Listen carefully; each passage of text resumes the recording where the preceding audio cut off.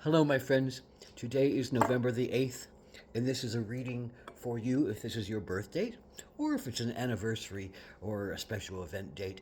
But mostly, I do this as a birthday reading for the year to follow, and it's a four-card pull, a general energy card of the year, something you might face in an extended place or a punctuated place, a challenge you might face this year, an action you can take to stay in balance, and an outcome or synopsis card. So, what is the general energy card of the year? Is the storm. So, that's a very intense general energy card to face for a year, or maybe in some significant part of this year. It might feel like this throughout the year, but everybody's individual and everybody will have to face this as it comes along. So the storm is a great equalizer. It kind of tears everything down. It kind of annihilates things that have been formed and created. It kind of knocks everything about and rearranges everything. It's like the Tower card in the tarot. It's your foundation seems to crack from the storm. The beliefs, the work, the energies you've put in, the things that you've cared about might seem to be kind of tossed about and changed and disrupted.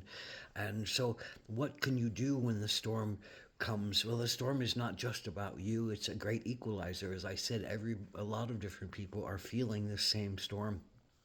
A lot of people are going through this same kind of challenge, and you're not alone, and this is much bigger than you, and it's a wiping clean in a lot of ways for a lot of people to look at themselves against what they've created and what they believe about themselves. So what can you do with the storm? Well, the best thing to do is kind of hunker down, find a place to be safe, find a place to weather and ride out the storm, find a good friend to hang with and be supported by, and go inward, go into your own uh, uh, energies, go into your own safety, go into your own being.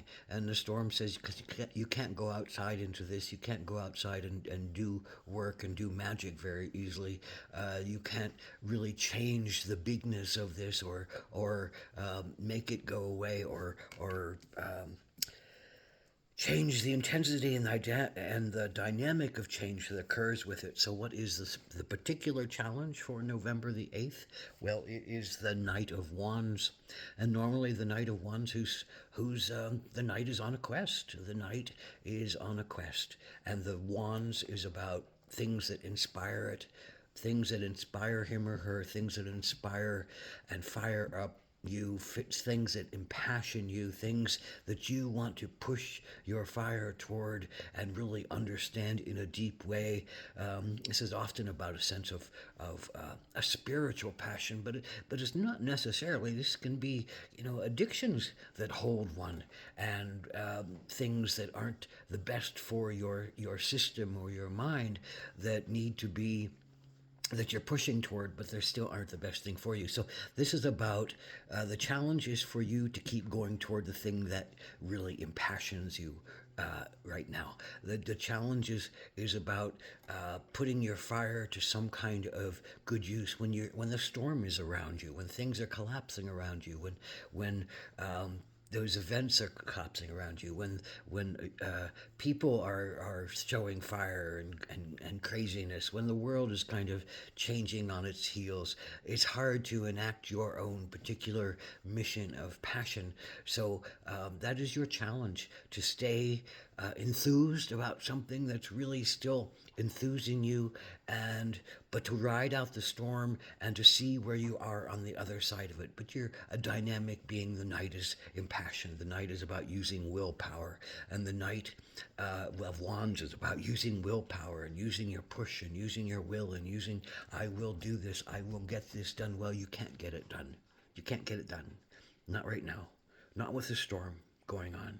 And you have to wait to see what's left after the storm is done so that you can really understand what it is you need to do, what it is you need to go toward, what it is you need to feel impassioned and connected to, that really moves you to some kind of more sacred energy, more sacred action that will help you to feel sacred and alive and vivacious in your being, because something inside of you doesn't feel sacred and alive and vivacious, and it's asking for you to shift in some way.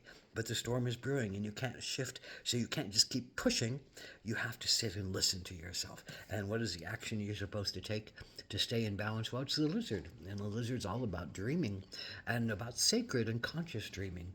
The lizard doesn't just go to sleep, the lizard goes into some meditative place and looks to see what is happening in the world and looks to understand what is happening, and dreams itself a new vision of itself to come, and comes back and then is able to manifest itself on the world. But it takes the dreaming. It takes you listening to your dreams. It takes you doing some deep meditations. It takes you going on things that get you out of your mind and get you back into your body, get you back into looking at your inner pains, and allows them to come up and do some healing work with them.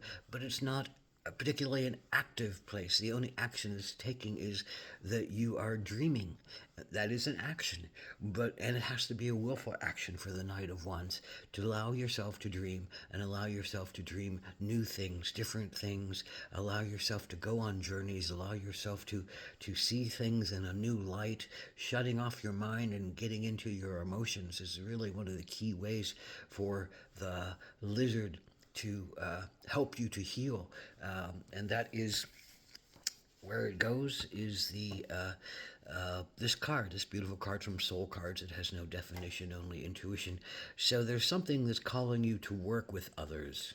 There's something that's calling you to rise above your own personal energies and will, and join with others on a bigger dynamic of will. And in your lizard dreaming, I think you will be led to what it is that you need to do for the highest and the holiest and the most sacred of energies. And after all, that is really what is the spark of life that is inside of us, the great cosmic golden shimmer that we are. There is a golden shimmer that is all of us, and it just is the star power of us all. So it's asking you to connect into the star power of yourself and join with other people who feel their connection to their star power, and to do something that will unite and heal the earth, your family, the clan, yourself, whatever it is that becomes your mission.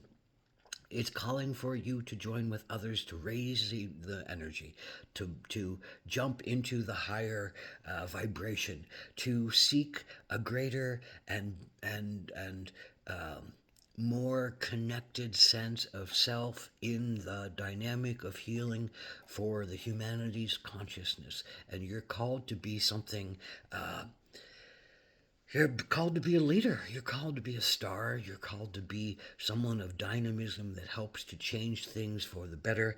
And the storm came to you this year because it said you need to clear out some debris. You need to clear out some things that are blocking you from seeing your path. You need to clear out some addictions that no longer serve you. You need to clear out some emotional pain that is holding you back. You need to open your heart and open your mind and open your soul, but keep grounded in the process, so you can use this energy in a vibrant and physical way on the physical earth, while maintaining a sacred understanding of your path, of your mission, of your personal evolutionary wisdom to come and to help to heal the world in its wholeness. Ho!